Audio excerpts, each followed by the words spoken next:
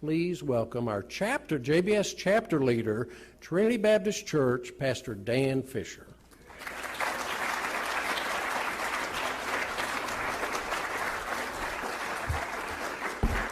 Thank you, Clark, for that warm welcome, and I want to say what an honor it is to be here today, to be a part of this event, and to serve alongside all of you.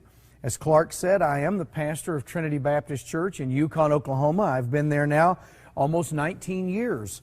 I am also one of the leaders of the Oklahoma City Tea Party, and I have the distinct honor of serving alongside my good friend Paul Blair on the board of Reclaiming Oklahoma for Christ and Reclaiming America for Christ, where we are aggressively engaged in an attempt to awaken the sleeping giant in America, the church. We believe if we could ever get pastors engaged in this culture war that we're fighting, we could indeed turn the tide. I also am married to the former Pam Lofton from Van Buren. Pam and I have been married now almost 30 years. We have two children, Jacob, who is finishing his pre-med courses in college. He's a senior in college. And then my daughter, Rebecca, who is a freshman in college, who is also beginning to pursue a career in medicine. Well, my task today is to talk about the silencing of Christianity in America. As most of you know, there are forces today that are intent upon silencing the voice of the church. I find it amazing that it's acceptable in America to be anything but a Christian. You can't speak out against any other religion, specifically religions like Islam. We bend over backwards to try to accommodate the Muslim faith in America. But when it comes to Christianity, it seems like there are no rules, and anything you want to say is fine. And there are great attempts being made to censor the Christian voice in America. So I want to take these next few moments and talk about some of the ways in which those who hate the church and who hate what the church stands for are trying to silence our voice. Ann Coulter, who many of you are familiar with, wrote a book not long ago entitled Godless. And in that book, she said this: if a Martian landed in America and set out to determine the nation's official state religion, he would have to conclude it is liberalism, while Christianity and Judaism are prohibited by law. Well, unfortunately, I think she's right. In an ever-increasing hostile world, we believers are finding ourselves pushed back into a corner. Now, this shouldn't surprise us. In fact, in John chapter 15, verse 18 through 20, Jesus said this: if the world hates you, you know that it hated me before it hated you. If you were of the world would love its own. Yet because you are not of the world, but I chose you out of the world, therefore the world hates you. If they persecuted me, they will also persecute you. And then later on in John 16, verse 33, Jesus said, these things I have spoken to you, that in me you may have peace. In the world you will have tribulation, but be of good cheer, I have overcome the world. And then Paul said in 2 Timothy chapter 3, writing to a young preacher by that name, Timothy, he said, and all who desire to live godly in Christ Jesus will suffer persecution. So it shouldn't surprise us that in our world today, there are those who are very hostile to Christianity. It was that way at the beginning. And they are doing everything that they can do to silence us. Now, we live in a nation that is built upon certain basic principles, the principles of life and liberty and the pursuit of happiness or property.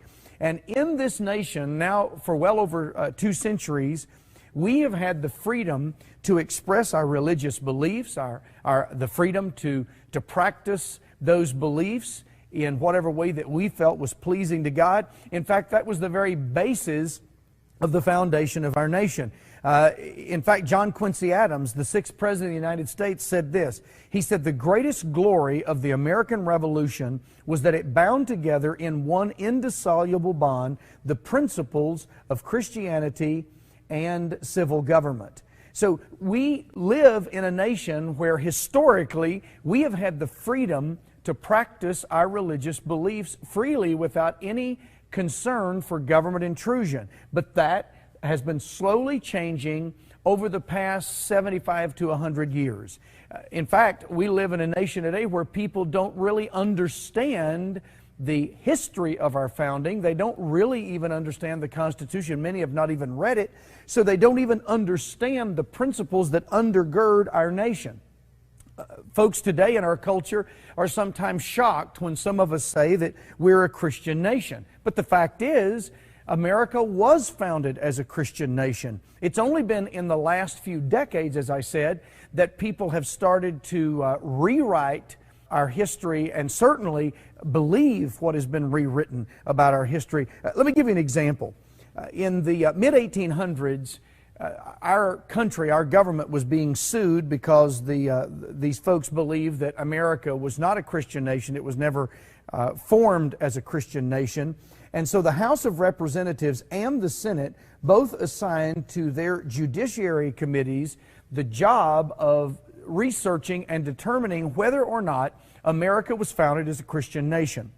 Now I'm going to show you an excerpt from the House Judiciary Report, but the report in the Senate was very similar. In 1854, the House Judiciary Committee came back with a report, and I want to read to you just a portion. They said, and I quote, "Had the Founding Fathers during the Revolution a suspicion of any attempt to war against Christianity, that revolution would have been strangled in its cradle. At the time of the adoption of the Constitution and its amendments, the universal sentiment was that Christianity should be encouraged. In this age, there is no substitute for Christianity. That was the religion of the founders of the Republic, and they expected it to remain the religion of their descendants." So when you do much study about the history of our country, it's undeniable that America was originally founded as a Christian nation. It was based upon biblical principle. In fact, the document most quoted by the founders was the Bible. So what are some of the ways that our government and our culture are trying to silence Christianity in America? Well, one of the ways is through the different departments and offices and administrations of our government, which actually form a shadow government in America. For instance, let's consider the Department of Homeland Defense. On April the 7th, 2009, many of you may be aware of the report that they released. Janet Napolitano released this report that was designed to outline the greatest threats to America. Now, when you read through this report, it's amazing that one of the greatest threats, radical Islam and Muslim jihadists, are not even mentioned. And many of us were surprised to find that the number one threat in America would be conservatives. And so our Homeland Defense Department considers many of us in this room as the greatest threat. Now let me show you some of the parts of this report. On page 2, we find this.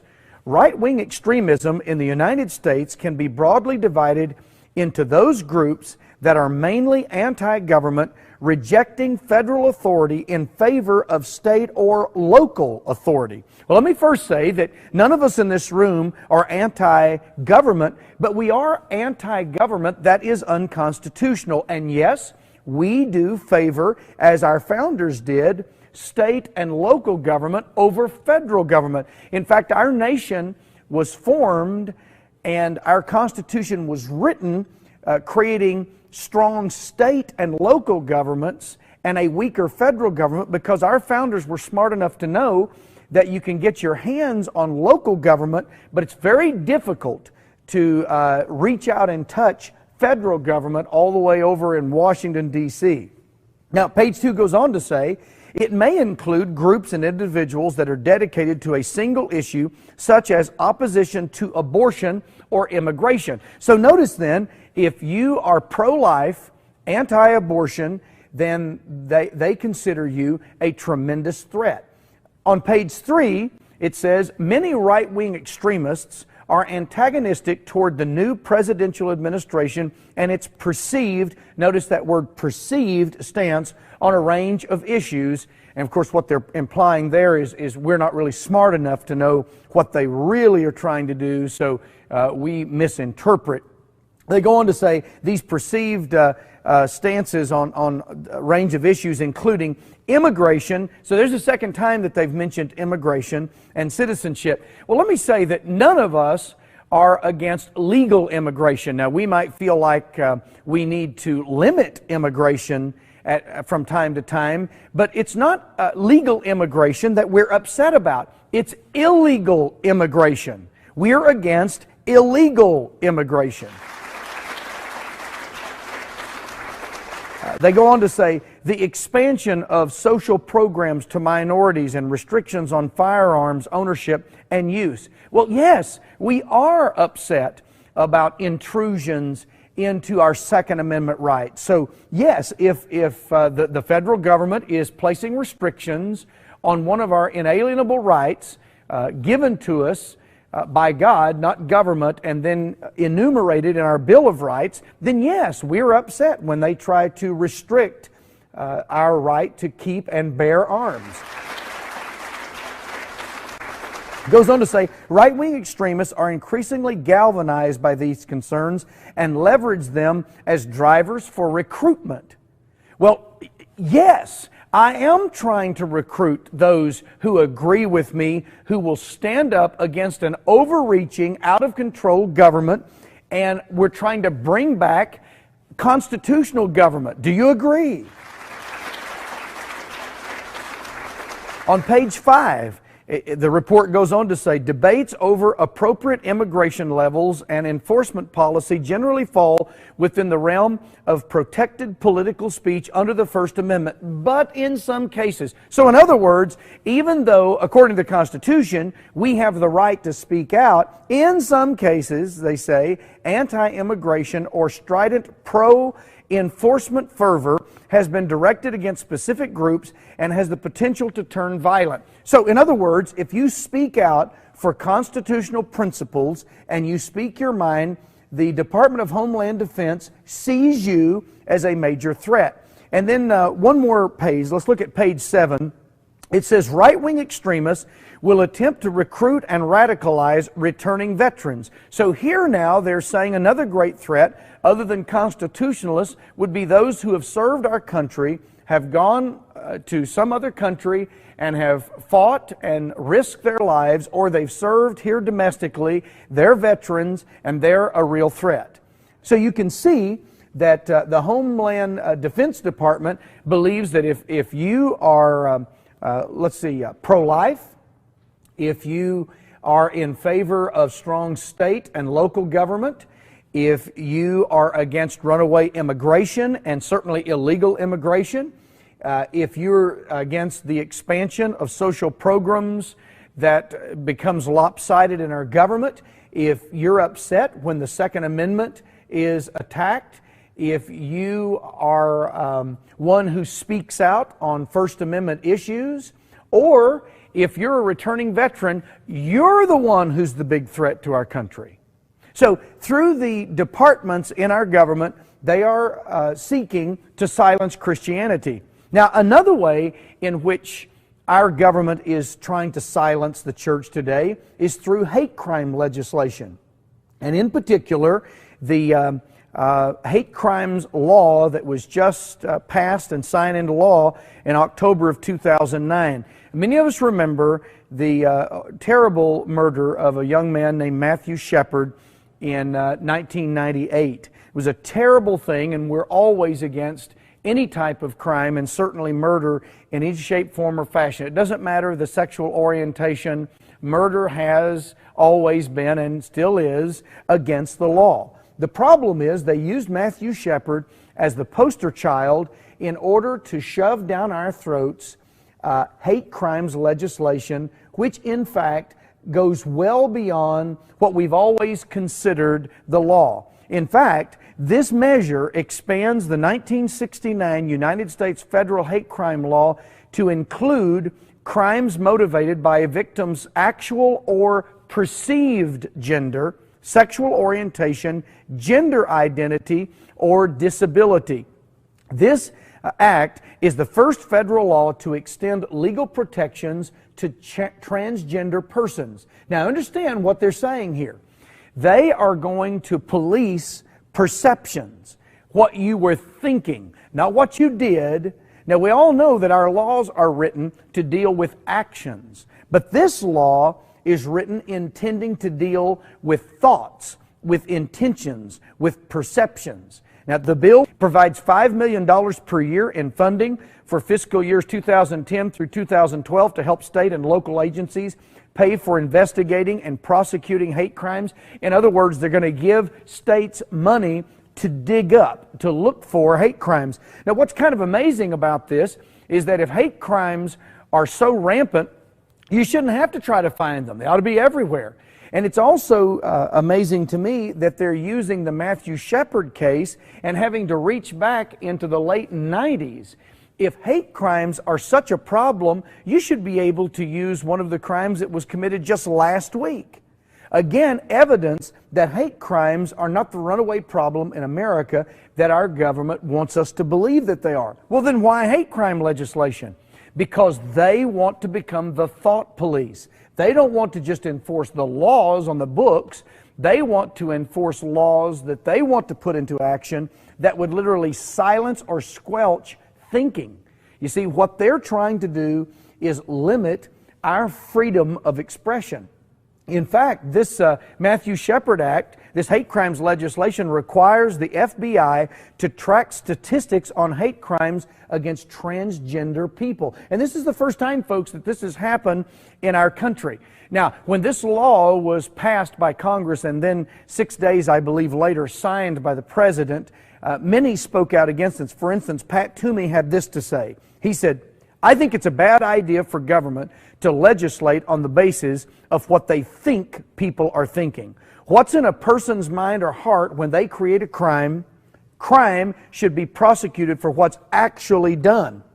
And then Michelle Bachmann, representative from Minnesota, said this, quote, "I feel that this hate crime legislation could be considered the very definition of tyranny." And that's exactly what I believe it is. Now they're trying to control not only what we say and do, but what we think. Now there's another way that our government is trying to silence Christianity in America, and that's through judicial tyranny.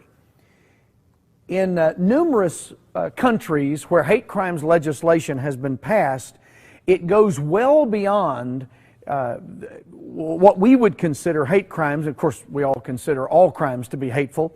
But we have found that in these nations where countries have passed hate crimes legislation, pastors have either been persecuted or prosecuted for speaking out. Now here's a pastor, for example, Ake Green. He's a pastor in Sweden. He was sentenced to 1 month in jail for showing disrespect against homosexuals in the sermon he delivered from his pulpit in the small town of Borgholm, Sweden on July the 20th, 2003. And even though later on his case was thrown out of court, he was going to spend time in jail for preaching from the Bible about what God says about the sin of homosexuality.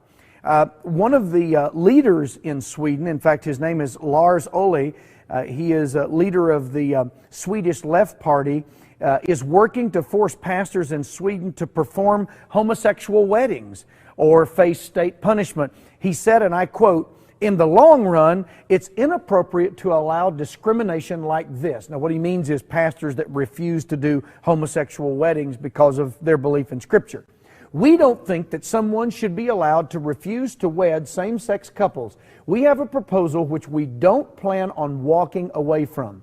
So you can see that these forces are galvanized and they're going to keep up the fight. They're not going to stop, so therefore we cannot stop.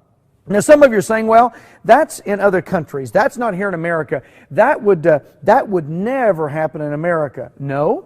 Well, notice this. In August of 2008, California doctors were forced to artificially inseminate a lesbian. California's highest court decided that Christian doctors may not refuse to perform artificial insemination for homosexual patients. So it's already coming to America.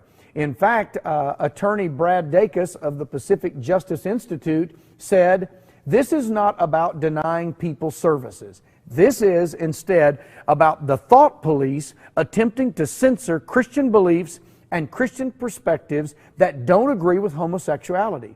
We're talking about individuals being able to force doctors or other professionals to violate their faith in order to keep their job.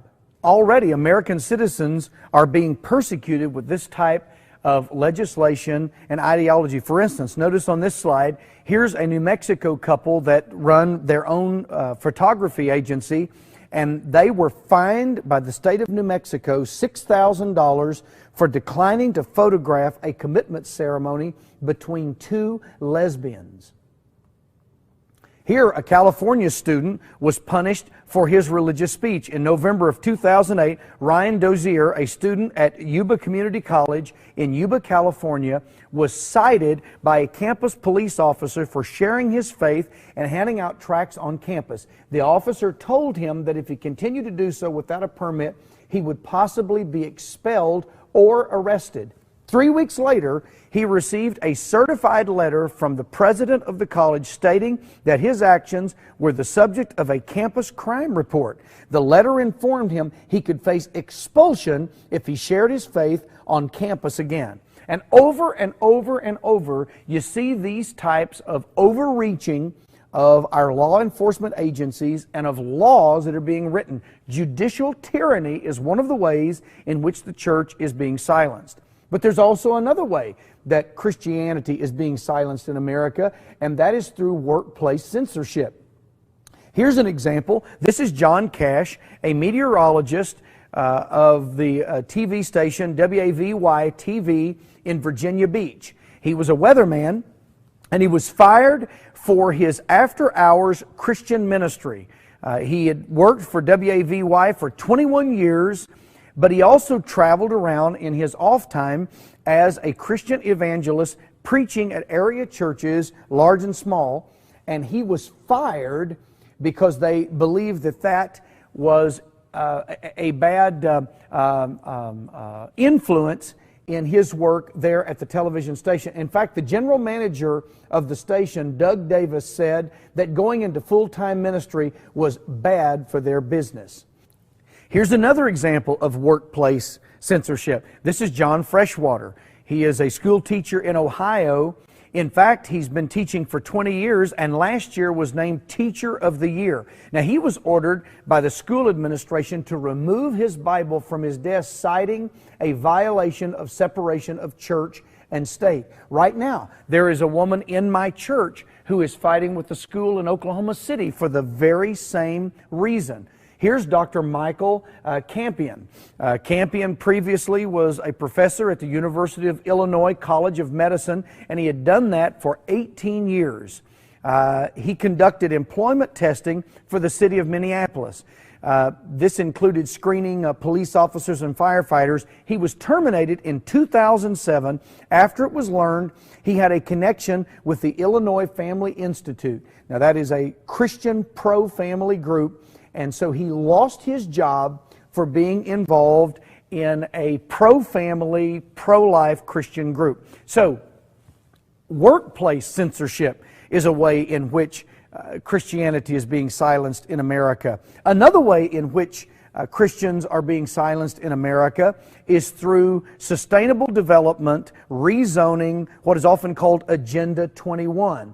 All over the world, groups and countries are meeting together trying to figure out how they can save planet Earth. In fact, they're convinced that humans are a parasite on the planet, and if they don't do something, we're going to destroy the world on which we live. Now, I've read the last chapter of the book of the Bible, and I want you to know right now that the earth is going to survive, and it's going to last all the way through until God is finished. Now, certainly the Bible teaches that we ought to be good stewards of the planet, and we should take care of it. But these green people, of course, have gone overboard, but it's more than just their love for the planet. These people have a political agenda. They are all about silencing those that they don't agree with, and they are all about raising themselves to positions of greater power. And so the green movement, in fact, I'm convinced there's nothing green about it at all. It's a red movement, red as in communism. So throughout the world, you have these gatherings where these countries are trying to pass international laws to limit liberties and freedoms, especially liberties and freedoms in America that are guaranteed by our Constitution. Now, let me give you some examples of what's going on right here in America. In Gilbert, Arizona, the Oasis of Truth, it's a church, was told by a zoning administrator that Bible studies, church leadership meetings, and fellowship activities are not permitted in private homes and was given a violation notice. Avondale Estates in Georgia, the Christ Liberty Family Center was shut down and issued a code violation because city officials said it doesn't have enough room for parking. The church didn't meet local zoning rules that require houses of worship to have 3 acres of land and 100 feet of frontage for parking. Here's another example. Evanston, Illinois. For 6 years, the Vineyard Church in a suburb north of Chicago has been free to meet, sing, and pray in the building they own, just not on Sunday mornings, and they couldn't call their meetings church. Now imagine that. You can meet, you just can't call it church. The building is in an office zone where membership association and cultural institutions like theaters and concert halls are allowed, but worship services are not. So in other words, you can have a concert, you can show a movie to a large crowd, you just can't have church. Under the zoning law, Vineyard could legally stage a production of Fiddler on the Roof, which includes a traditional Jewish wedding, but could not host an actual religious wedding. So this is an example of how these green groups and these anti-Christian groups are using zoning laws to literally silence churches and their communities. Now here's an example that just simply blew me away. What you're looking at, of course, is a picture of a barn. This is a barn that is located in Bedford County, Virginia. A cowboy church has been meeting in Garland Simon's barn. They were recently told by the county that Simon's barn cannot be used for religious services because the 900-acre piece of property isn't zoned for such meetings. Ironically, the barn, they said, could be used for barn dances, but not for religious services. Now see, this kind of idiocy is going on all over our country. Here's an example in Denver, Colorado. Diane Riders received a cease and desist order from the city of Denver for violating zoning codes. The notice stated that the Riders were guilty of excessive prayer meetings. What in the world is an excessive prayer meeting? In their home, and were in violation of a Denver statute which the city interpreted to mean that prayer meetings were allowed only once a month. Imagine that. In Arapahoe County, Colorado, zoning officials imposed limits on the size of congregations that were permitted to operate in various churches. The list just goes on and on. Here's St. Petersburg, Florida. City officials tried to shut down a church because of its many outreach activities to the community by redefining the church as a social service agency. Of course, this type of establishment, then, they said, was not permitted in the zoning district where the church was located. Here's another example. In Orlando, Florida, the city informed a resident that the fellowship, prayer, and Bible studies held in his home amounted to the illegal operation of a home business. So here's a person in Orlando, Florida, who's having prayer meetings and Bible studies in their home, and they've zoned that as a home business rather than a church. Richmond, Virginia. An ordinance requires places of worship wishing to feed more than 30 hungry and homeless people to apply for a conditional use permit at a cost of $1,000 plus $100 per acre of affected property. The ordinance also only allows, now listen to this, only allows 7 days between October the 1st and April the 1st as the times when places of worship may feed the hungry and homeless. Now, you understood that? correctly. Let me say it once more. Their laws, their zoning laws, will only allow churches that wish to feed the hungry and to help the homeless to do so from October the 1st until April the 1st. So, our government is using its own agencies to silence the church. But not only are the agencies like Homeland Defense being used, but we're also using the hate crime legislation to silence Christianity. Also, judicial tyranny is being used to silence Christianity in America. Workplace censorship, where Americans are not even allowed to express their own views in the workplace. In addition to that, zoning laws are being used to silence Christians in America. But let me close with the place where I believe Christianity is being silenced the most in America. And it's a place you would least suspect: the church. It is in the church, I believe, where the greatest silencing of Christianity is going on. Now, obviously not in the churches that are evangelical and serious about the biblical mandate to teach God's Word and do God's work, but there are pastors all over this country who refuse to address the very issues that are silencing our religious freedom. These pastors piously claim, well, we're just about the gospel, and that's true. We are to be about the gospel. But we're also to preach the whole counsel of God and not just cherry pick certain parts that we like or parts that won't get us into trouble. I submit to you that by pastors' silence about all these issues, it could be that the place where Christianity is being silenced the most in America is in the church. Now, for decades, pastors spoke out about these things. Pastors believed that they were supposed to preach to their people about how they ought to vote in elections. In fact, years ago, pastors annually and routinely preached election sermons, but not today. Now, what changed all of that? Well, there are many things, and I believe the compromising of the American pulpit and just compromising our own lives was a big reason. But many of you are aware that in 1954, Lyndon B. Johnson, through the Johnson Amendment, was able to place a restriction in the tax code that does not allow churches, nonprofit organizations to participate in or speak out against political candidates. In fact, let me read the Johnson Amendment to you. It says, nonprofit entities, including churches, cannot participate in or intervene in, including the publishing or the distributing of statements, any political campaign on behalf of or in opposition to, which that phrase was added in 1984, any candidate for public office.